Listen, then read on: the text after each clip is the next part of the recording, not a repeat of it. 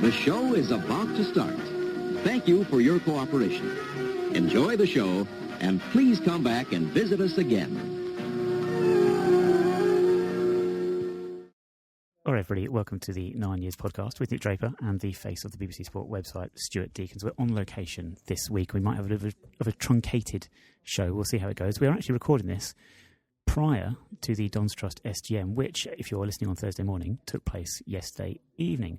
And news from that will be on our Twitter site at 9Wires Podcast. It'll be on our daily update as well later today, the Thursday. We have to keep repeating that because people don't always listen on a Thursday, Stu. We assume that they do.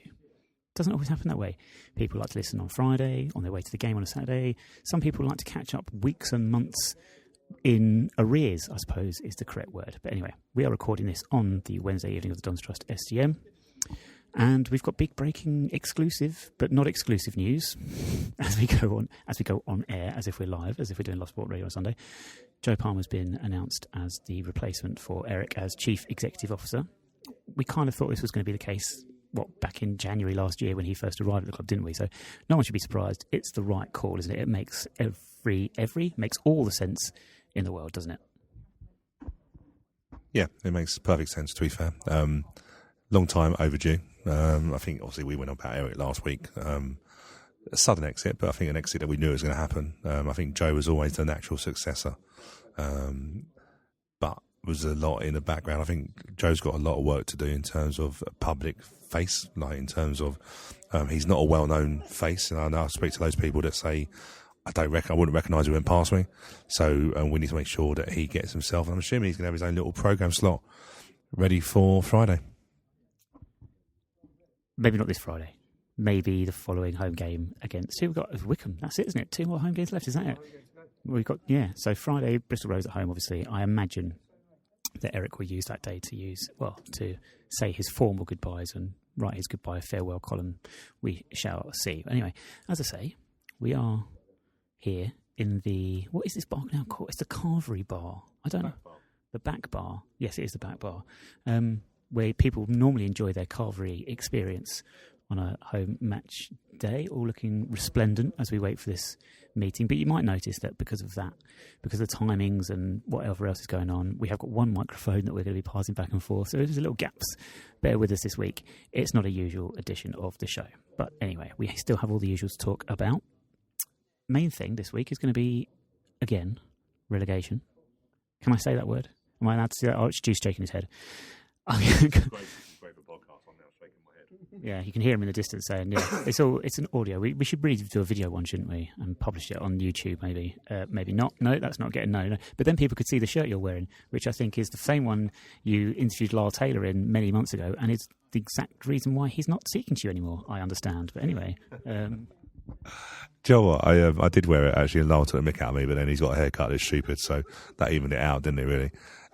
No, I actually had an interview today at work, and one of the bosses said, have you got a shirt? No, I don't. I wear dress downs, so we don't wear shirts.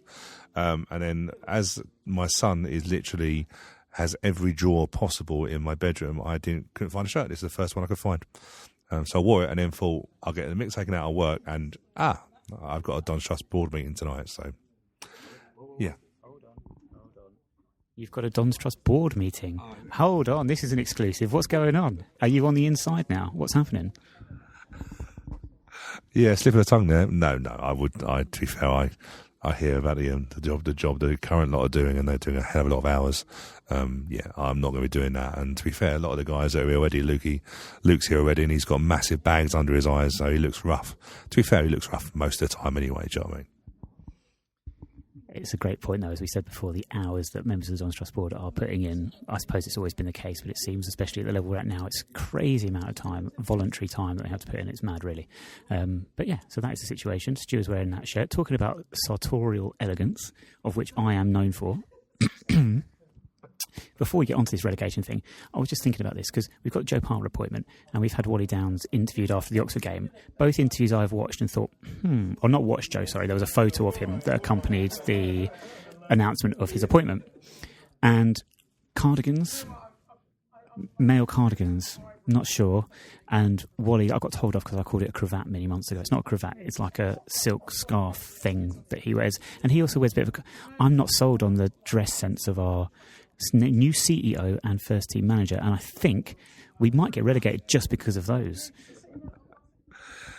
It's funny about Wally, isn't it? Because he's got a dress sense. I do worry because he was the original crazy gang, wasn't he? And when you look at the fact that they used to burn police people's clothes and stuff, I wonder now, it'd be a great question to Wally, would he have worn what he wears now when he was in the crazy gang? Because I don't think he'd have got, well, I think he'd been naked most of the time. That sort of side of it. I haven't seen, well, because he'd had his clothes burned and, yeah. You're never going to see it. Hey, look, that could be a thing. If we survive, we could have to do like a naked dive into the area in front of the athletics end. There's a story for you. That's not true, of course. That's just me making a magical ending. Stop now. I haven't seen the Joe Palmer interview. Although Joe has, to be fair, I imagine most things look good on Joe. Do you know what I mean? He's yes, from what I hear from the ladies. And of course, don't forget, it's the lovely ladies. Friday is the One Bells on Friday, which I can't wait for. I don't know what the record is, actually. I think the record's not pretty good. So, people like Jane and that, if we do lose on Friday because of the One Bells, then they're basically the reason we got relegated. That's the story. But I love the One Bells because they always play the Nolans. They always play all the lovely cheese and the proper cheese music, which, of course, I quite enjoy. I'm really sorry, but I mean, the big story is not the One Bells or us being relegated. The big story is Stu dreaming of Wally doing a naked celebration when we stay up. And also, in your own words, which would be a magical ending. I do not want to think about Wally's magical ending. And on that note, I really think we should move on and talk about football. 0-0 draw at Oxford on Saturday.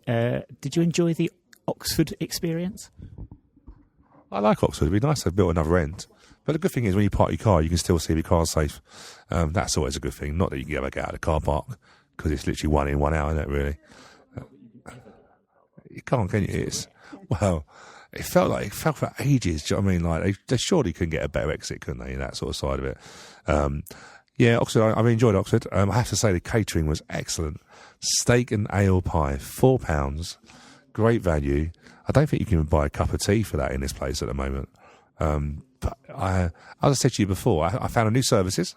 I stopped in a Beaconsfield services, which was excellent, although very much a mirror of the one that is at Cobham. So it's a very much, yeah. And Cobham apparently won an award, didn't it? So, but the catering was excellent. I just wish sometimes, in a serious point, I wish sometimes that our football club board would pay a visit rather than staying in, obviously, the hospitality that they did on Saturday, as we know. It'd just be nice if they could come over and have a look at, because Oxford got it pretty right, and the value for money was really good. Was that a question you asked me, or was it about football? I just asked you about the experience, and you've talked about the experience. You talked about the catering, as you always do, the parking, and of course, Motorway Service Station News has returned to the podcast after a long, lengthy absence. And Beaconsfield Services, is it Beaconsfield or Beaconsfield? You say Beaconsfield, I say Beaconsfield. Let's call the whole thing off. I'm going to say Beaconsfield, and you're. Anyway, it doesn't matter. Yes, thank you for that. Anyway, you have left the car park. We can assure you of that. So 0-0 draw, Aaron Ramsdale man of the match. Nothing more to say than that, really. It really was a case that Ramsdale made about 3 saves, good quality saves. Although the first one in the first half was I thought was more of a bad miss than a great save. And I think we were let off the hook there. I can't remember which player it fell to. Was it Brannigan, who also hit the post as well later in the first half? He should score from that position. He's on the penalty spot, and he's gone good height for Ramsdale, pretty central. We got away with it, didn't we? In the end, I think you're being harsh on Aaron, to be fair, because he's not expected to save that. 6 yards out, a cutback. I think he dives in the area that it's going to go, isn't it? Probably realistically, he should be going. Brannigan should be going back where it's come from. He was the Liverpool loanee, wasn't he? I believe. So probably not understood the word he was saying. But I liked him. I thought there were some good players from Oxford. I thought they were very pretty. I thought they're pretty in terms of passing around. Not in a Wally Dow's magical moment way. But I just felt like we definitely sat back and we basically ended up playing 5-3-2 because our wing backs ended up being full backs because I don't know if you noticed, but they literally had two people in their centre, two centre halves, and their full backs were literally pushing on high all the time. But I don't think looking at that, I think we let them play. I think I'm looking at the stats here, 62% possession, which is probably not a surprise, but yeah, 14 shots, 4 shots on target. There's your problem, which is why their manager was trying to cause a scene at the end to try and deflect away from that really embarrassing stat. Yes, we will come back to the Oxford manager a little bit later. Yeah, you're right. Possession-wise, they had all the possession. Their squad is so strong. I mean, if you look at the substitutions, like I said, I was saying this on Love Sport on Sunday, the difference in the quality of their subs. I thought the number 9 Sinclair and Garbutt number 3, I thought they were having excellent games. And with 20 minutes to go, they're taken off. And James Henry comes on, Jamie Mackey comes on. That just shows you the strength of the squad. I mean, John Machino is a player we've liked for many years. It was at Burton Albion, wasn't he? And he's come off as well at the same time. They did a triple sub, and there was actually improved. The subs improved them, you could argue, in terms of the quality they've got. So on paper, actually coming away from that with a goalless draw is an excellent point. And as I made the point as well, look at those teams down the bottom: Plymouth, Scunthorpe, Southend, Walsall. They're going to Oxford. They're losing that game. They're not getting away with a 0-0, and that's playing in our favour at the moment. People have said that draws aren't great. Last week, Accrington. This week, Oxford. 2 points from 2 games. They're looking potentially points dropped. I'm thinking, actually, they're points that other teams are just not picking up at the moment. So talk about form, talk about momentum. Sometimes staying unbeaten can just help you pick up points, keep that little run going, and eventually you'll get your heads above water, which is the only thing that's concerning me at the moment, is that we still haven't crept over that dotted line in the bottom 4. Yeah, but to be fair, we were rock bottom, what, 5 weeks ago? Rock bottom, probably. I'm trying to think now what date actually we got off the bottom of the league. But you're right, it's difficult, isn't it? Because I think we've hit form at the right time. I think the key is not losing, so I think that's where we went. Obviously, Accrington at home, it really was up to us to force the issue, and we didn't really. Oxford, being the home team, pushed on. I don't know, but it's really weird. I was chatting to someone that I know, and they were saying, like, did you feel under the cosh? And I felt quite comfortable. I know it sounds silly, but I just felt there was a resilience about us on Saturday that didn't feel like we were going to get beat. I know we ended up having to rely on some really big saves from Rambo, but you're right. I think it's just accumulating points. The difference is now, though, is that and I know we're going to obviously review the big Easter weekend, but Easter weekend historically always really then puts the men against the boys, doesn't it, really, in terms of where you're going to finish. And we now have to really start winning these games. So you're all right picking up points, but my only worry is one round of games, if we pick up a point or lose and teams around us win, 3 points at the moment is a massive thing at this stage of the season. Which brings me up nicely to my next point, which is something you mentioned on Saturday, which was formation.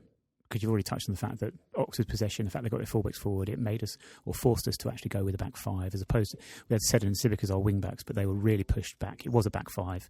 You could actually see it lined up, they were in a single file line, almost, those back 5. If we need to win games, is the 3-5-2 going to help us? Do we need to think about switching?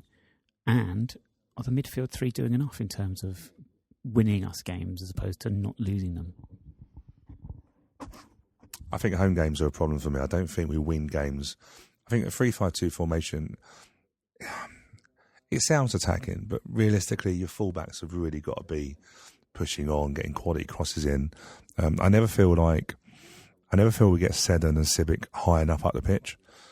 We tend to bypass our midfield, so I think one of the biggest criminal things that we've got at the moment is that our best service into Hanson is from Ramsdale, which is crazy. But we hit, Ramsdale can hit Hanson with the ball, and what I mean by hit is, we'll target him and we'll get him out. But really, we're not playing with wingers, and I think I personally would rather sacrifice the defender and go 4-4-2.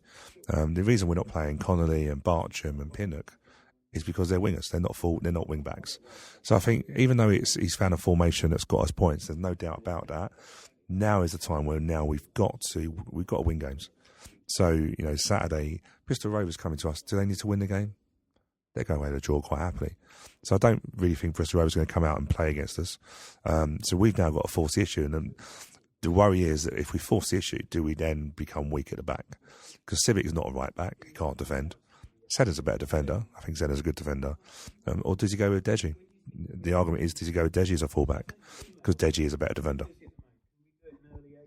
Oh, what about the midfield three then? So if you think about moving those fullbacks around, change the formation, Wagstaff, Wordsworth, Hartigan, arguably McLaughlin. McLaughlin doesn't seem to be getting much at the moment in terms of game time, in terms of minutes. Do we shift there? Do we look to go with that 4-3-3 that we've tried with substitutions in the past? We've gone Conley, Hanson, Piggott as a front three. Do we change it that way? And then who drops out of that midfield? The 4-3-3 has worked.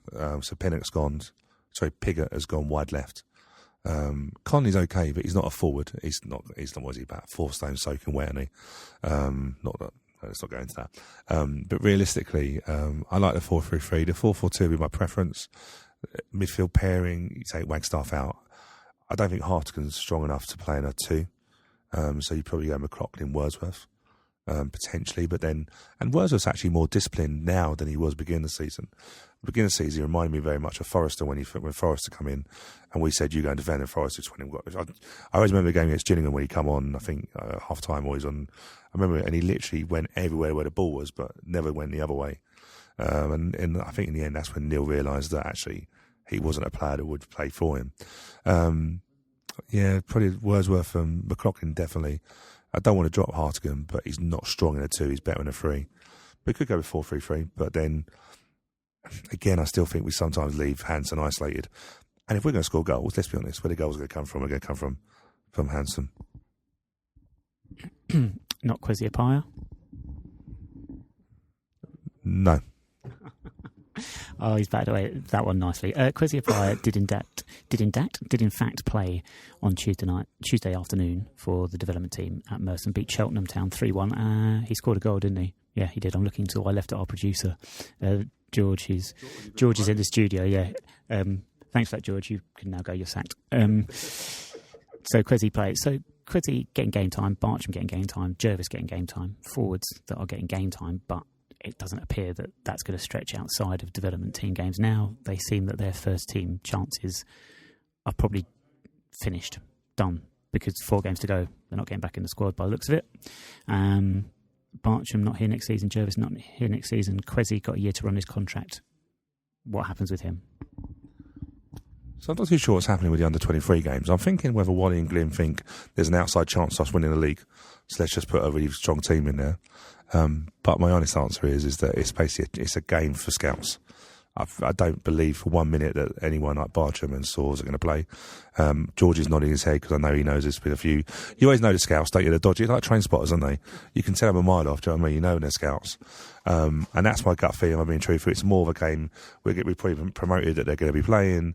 They need the clubs next season. Kwesi now falls into that bracket. There's no way Kwesi's going to be here next year. He's not a player you can trust and rely on. He's not played enough games, and he missed the weekend as well. And if the rumours going around are correct, then there's a reason why he missed it. Yeah, and I mean, you say trust, you mean in terms of his fitness levels and what have you. That's not to say that of the performances he puts in, which generally people will disagree with me. I've never had a problem with his application when he's played or anything like that. As we've said pretty much all season, we're probably sick of hearing us say it, more about him trusting his body and what have you. Interesting that Falevi's not getting game time as well. It's just the last thing I'll touch on. Falevi, Conley, McLaughlin, their minutes are being reduced, it seems.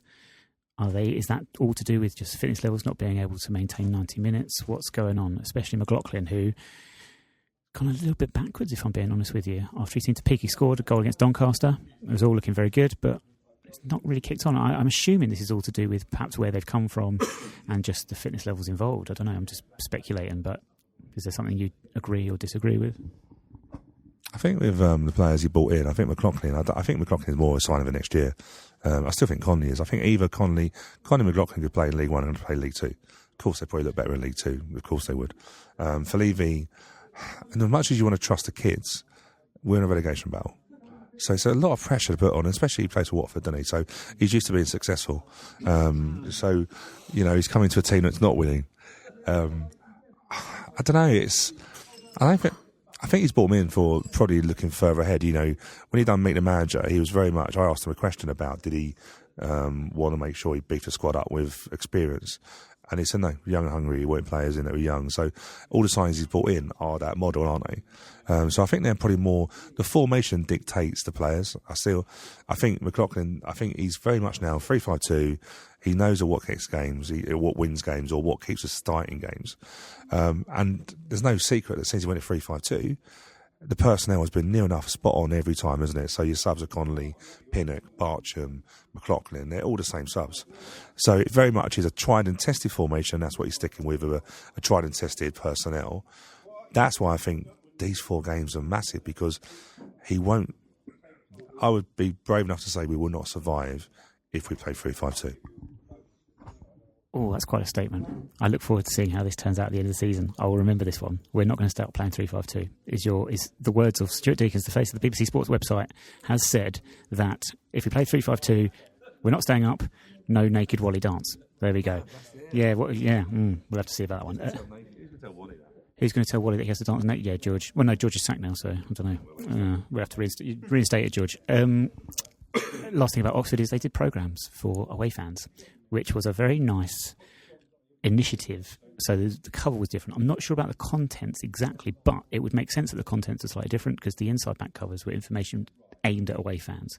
So information about the Oxford team and their players, which was useful, and then information about their ground, maps, things where to go, all the things you need to know about the stadium. Really handy idea. I don't know if programme collectors are going to be too happy if clubs start doing this up and down the country, because all of a sudden you've got to pay for 2 programmes because programme collectors need every single programme. But yeah, a nice idea. I don't know if it's something that we would look into. I don't know if the added expense and time that comes with it, but it's a nice idea. And Oxford is not a club that I have any particular love for, if I'm being honest with you. Especially don't like their manager, which we'll talk about shortly.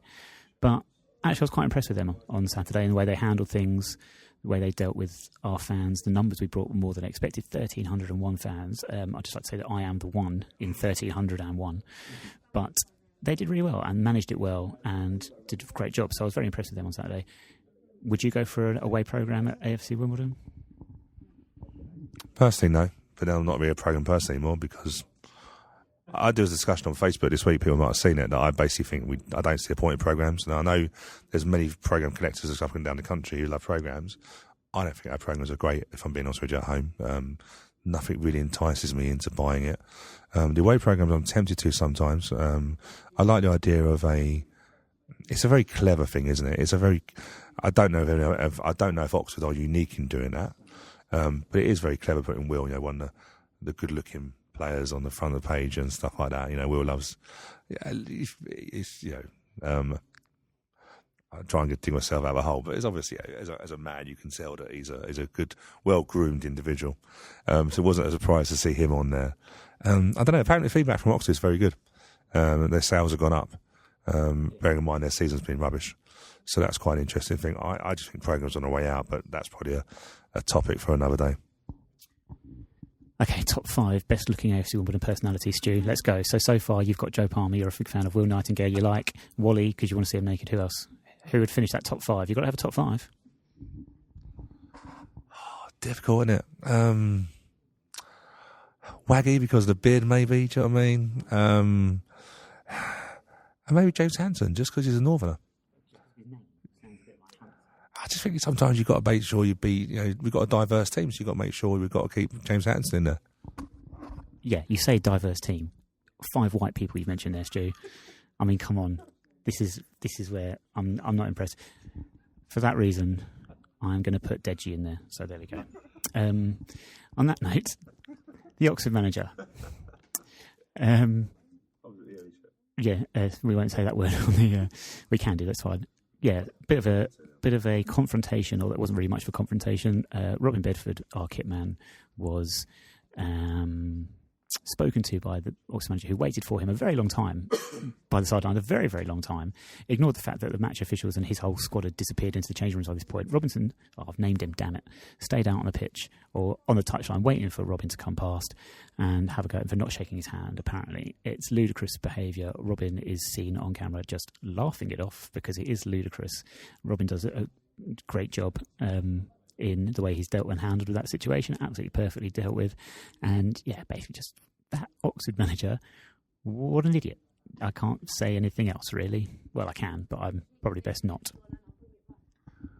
I just don't understand the individual. Not one because he's a Scouser, so I can't really understand what word he says. I just don't get it. You know, by all accounts, I hear that Robin didn't ignore him. He just had his back to him.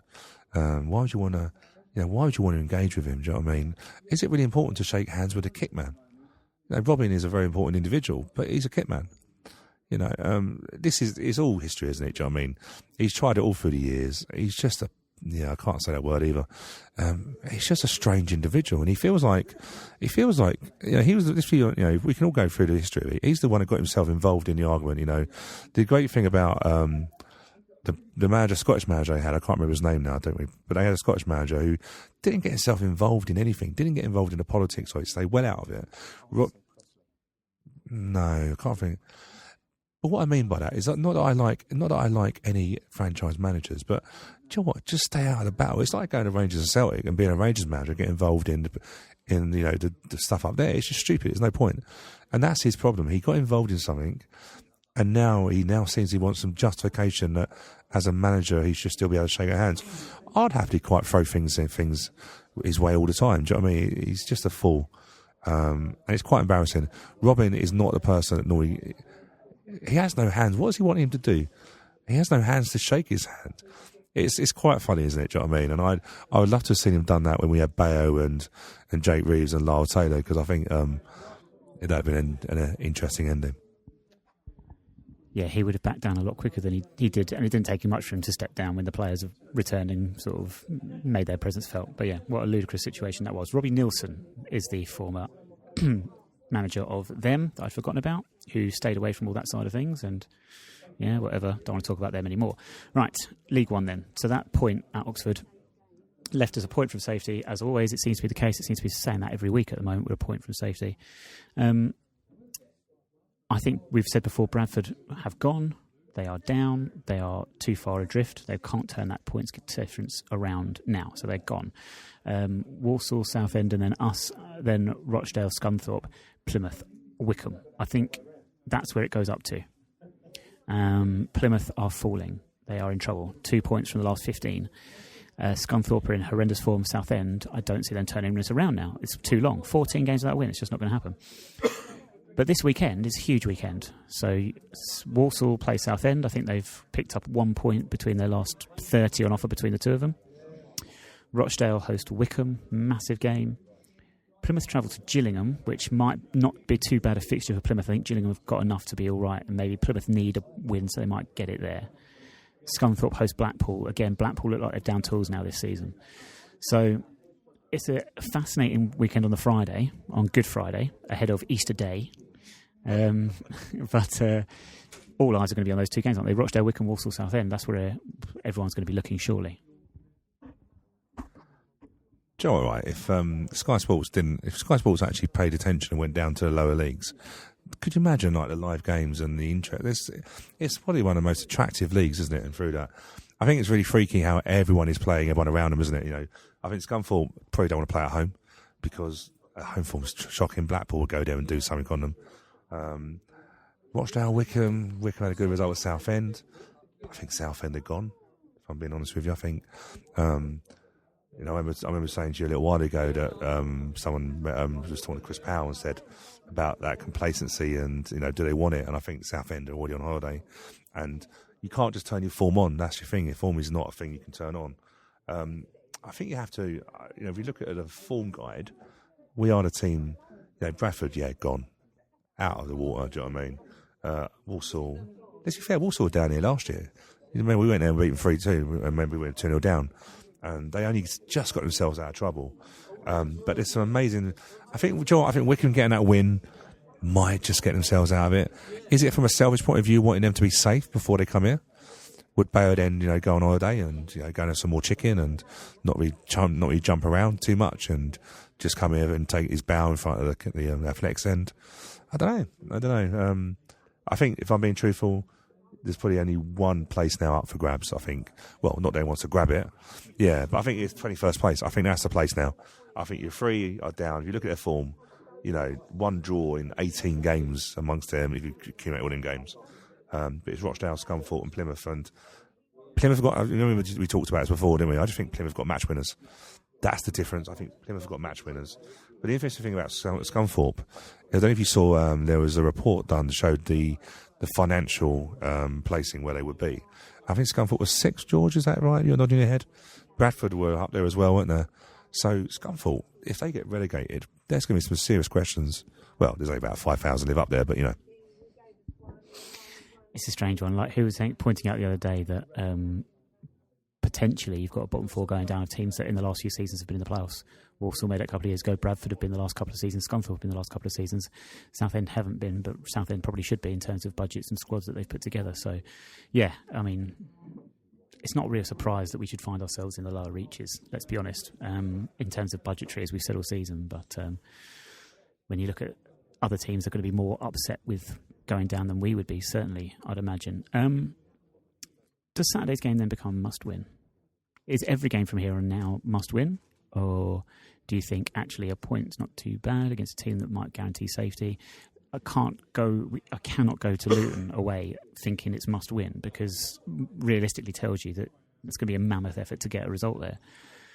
So with Wycombe, like you said, coming at home, Bradford away on the last day, you're kind of thinking 6 points there. Therefore, is it must win that Bristol Rovers on Friday? Yeah, it has to be. Because I think the pressure mounts, doesn't it? So there's 4 games to go, and I don't know about you, but there's pressure there. You can tell that. We've got 2 home games left. So if we don't get anything against Bristol Rovers, it means we've got 1 home game. Our away form is better. But I think every game comes up is the most important game, because the games drop. It's about round of fixtures as well. So we've looked at the fixtures, and if you look at it in terms of round of games, if we don't pick up any points and a couple of people pick up maximum points of 3, all of a sudden it changes. Then the pressure goes into Luton. So Luton, you're then playing a team that's, spent a lot of money and should go up anyway. But you don't. I'm just joking. It's not a joke, really. It's truth. That's the good thing about it. We should do this more often. I can chuck digs in and not get any response back. But in all seriousness, if we pick up no points, so you're right, if we lost against Bristol Rovers, and the chances are we're getting nothing at Luton, do you really want to be going into your last 2 games wanting maximum points? Because the pressure goes on. We've always said already, we have a young team. So young teams can either go one or 2 ways. They can play like there's no fear because they don't really understand it all, or all of a sudden there's a lot of pressure and then they just sink. So I think every game is important, because as they run out, every game, if you don't pick up your points, then you're in trouble. And we see a lot of that on Saturday, actually, in terms of pressure, because when we did have possession, we didn't have much of it. When we did have it, we were poor. And are you thinking that's just young players struggling with the enormity of the situation we're in? Well, it has to be, because they're not stupid. They're not expecting 1,300 fans to go to Oxford. So the fans tell you it's an important game. They're not going there because it's an FA Cup game and we want to go to the semi-finals or anything like that. They're going there because they realise it's important. Every game's sold out. You never sell out for Accrington. They bring about 100 people, don't they? So the game, I think you'll be naive to think as a player that these games don't mean much, because you're not stupid. You don't sell out. Easter weekend, yeah, of course you sell out, because it's people can't be bothered to spend time with their families or have any more Easter eggs. That's sort of natural. But I think the 1,300 fans tells the pressure. It'd be interesting in the season, because one thing we don't know about Wally is how he sets up, or you don't hear. So we haven't had when he meet the managers. We had one when Wally come in. But we haven't really had a chance to ask him questions in terms of how does he set his team up? How does he treat them psychologically? One of the things that was interesting, we've not seen Stephen Sylvester around at all. So does that mean actually that Wally doesn't need them, doesn't believe in them? Or does he actually believe that he can give them enough confidence? Because he's got to somehow take the confidence. He's got to somehow take that pressure away from them. Or does he use it as a positive pressure, if that makes any sense? Do you know what I mean? In terms of, do you realise how much this means if we don't stay in the league? He knows his players by now, doesn't he? And they're all kids. So I would love to be able to ask him a question once the season's finished of how we approached these games.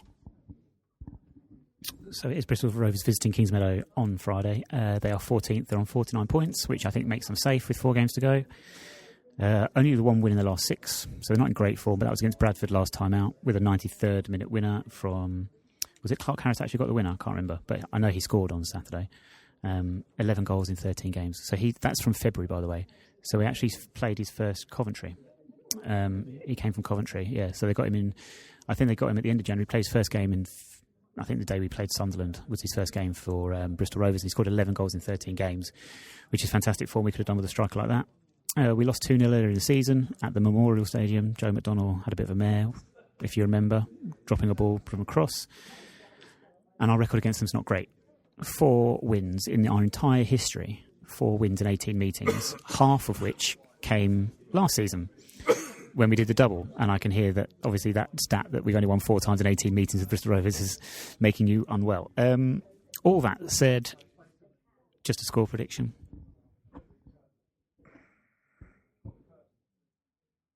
2-1 to us. Okay. I don't know. I have no idea at this point. I did say so. I sat on Saturday, sat with Kevin Boris, and he asked me just before kickoff. He said, "What do you reckon then?" And I couldn't get a sort of a feel for it, but I did say to him just as we kicked off, "No, it'll be 0-0." I didn't think it was going to be 0-0 as the game progressed, but it ended up being 0-0. I can't get a feel on anything at the moment, so I'm going to say another draw. But let's have a crazy Sunderland Coventry-esque game, so a 4-4 draw. Because everything's just going to go mad for a day. Other quick score predictions: Rochdale versus Wycombe. Rochdale Wycombe, I would say a draw. Walsall Southend. Oh, crikey. Draw. Oh dear. What do you keep items of cutlery in the kitchen? That'd be the draw. Nice. Gillingham Plymouth. Oh, crikey. Gillingham. And Scunthorpe Blackpool. Blackpool. Thank you very much. That's it. Done. A few bits and pieces to go through. We need to cut some players from the squad for our Player of the Year awards as we are closing in, as the meeting room starts to fill up ahead of this very exciting meeting we're having this evening. It's like WrestleMania. That's the feeling I get right now. It's exactly that feeling when I was sat in the stadium in Orlando 2 years ago for Roman Reigns versus The Undertaker in what was a fantastic event. Anyway, it's like WrestleMania. I was just to say, right, that's a way of making these meetings more exciting, right?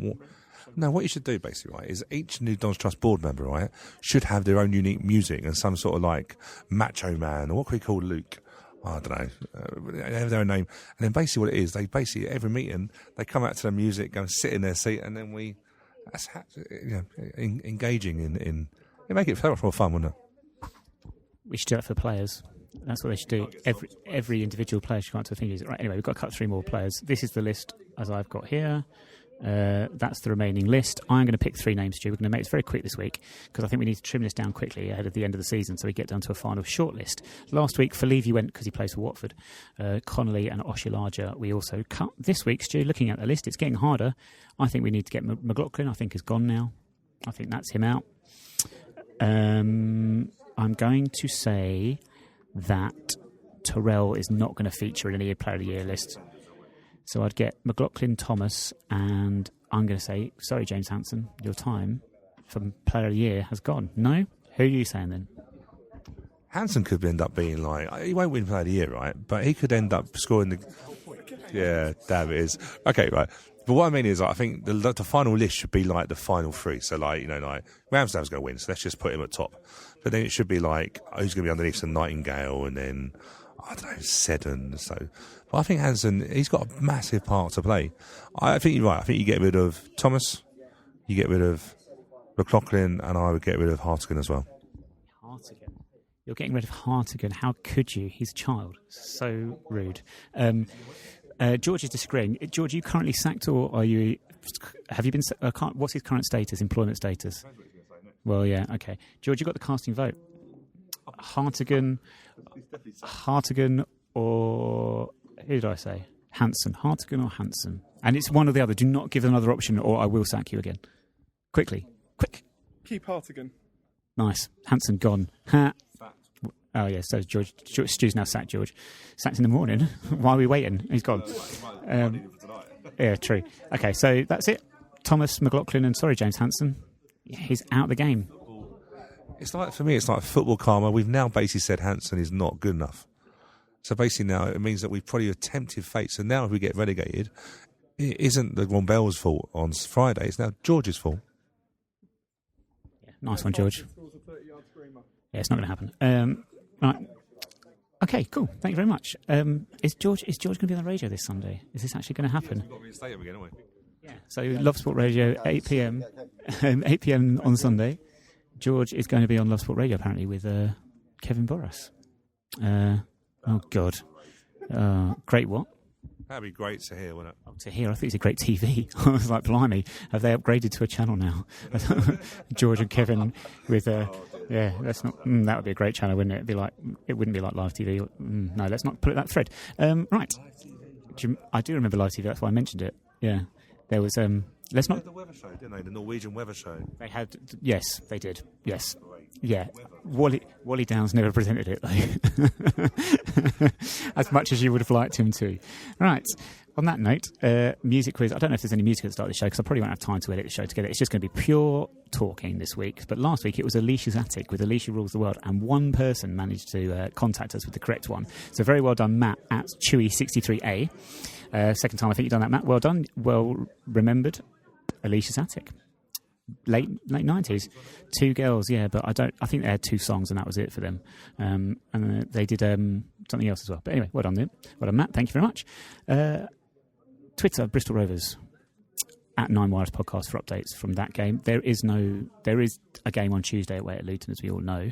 However, that's why I was sort of referencing George there, because Kevin and George will be previewing that game on the radio this Sunday, because there's a whole host of fixtures on Friday to get through first. Luton are playing on Saturday away at Accrington. We have not got a clue the results of those and what influence they will have on proceedings. But anyway, another Luton preview will be on our daily update on Tuesday. If you haven't checked them out, they will be there again today. They won't be there on the Easter weekend. So this is 9wirespodcast.org, daily updates with all the news, catching up with all the headlines of the day. They are Monday to Sunday, except for Saturday. And this week, they're not happening at all on Friday, Saturday, Sunday or Monday, because it's Easter weekend and we've got other things to do.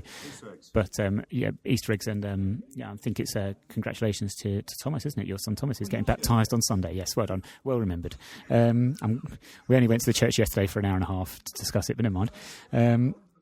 So, and there is football Monday as well. So it will be back for Tuesday, and a preview of the Luton game will be on there, 9wirespodcast.org. We've already mentioned Lost Sport Radio, and that, I think, brings us to a conclusion, because we've now got this meeting, and it's getting busy, as you probably hear, as the room is filling up. There's literally dozens and dozens, but I still liken it to that WrestleMania feeling as Stu starts to count them. Thank you very much for joining me this week, Stu. Thank you. George, you're sacked.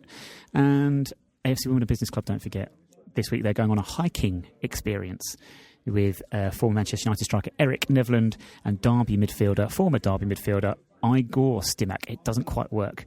Never mind. If you know, you know. That is it for this week. Alexa Bliss, bag first, milk last. We will speak to you again next Thursday.